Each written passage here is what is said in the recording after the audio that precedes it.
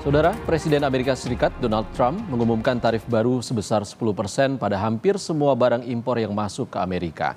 Di samping itu, Trump memberlakukan tarif timbal balik terhadap sejumlah negara, termasuk Indonesia. Indonesia muncul pada daftar tarif timbal balik yang diumumkan Trump pada hari Rabu waktu setempat. Disebutkan Indonesia menerapkan tarif sebesar 64% untuk barang-barang dari Amerika Serikat, sementara Amerika kemudian mengenakan tarif sebesar 32% terhadap barang-barang Indonesia yang dijual di Amerika Serikat. Trump mengatakan Amerika akan menggunakan uang yang dihasilkan dari tarif untuk mengurangi pajak dan membayar utang nasional. In a few moments, I will sign a historic executive order instituting reciprocal tariffs on countries throughout the world. Reciprocal, that means they do it to us and we do it to them. Very simple, can't get any simpler than that. We will supercharge our domestic industrial base. We will pry open foreign markets and break down foreign trade barriers.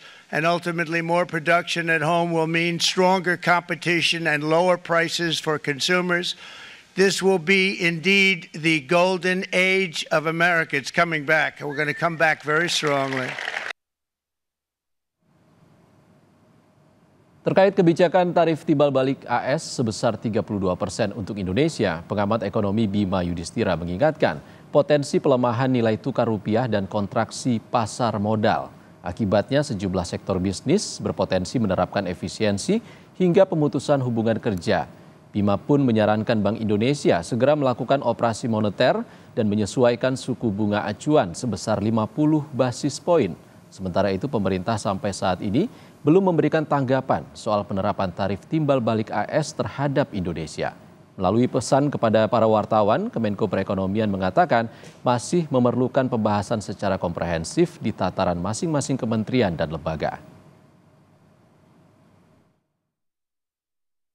Oleh karena itu, efek yang harus diantisipasi tentunya adalah pelemahan nilai tukar rupiah.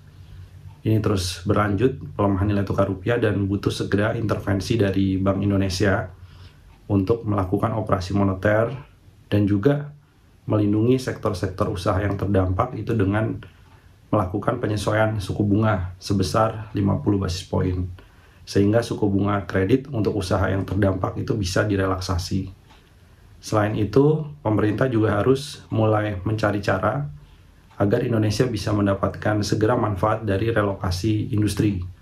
Karena relatif dengan tarif Vietnam, kemudian Kamboja, Indonesia memang dikenakan 32% tarif resiprokal. Tapi dibanding negara-negara lain, ada selisih tarif yang membuat Indonesia masih menarik.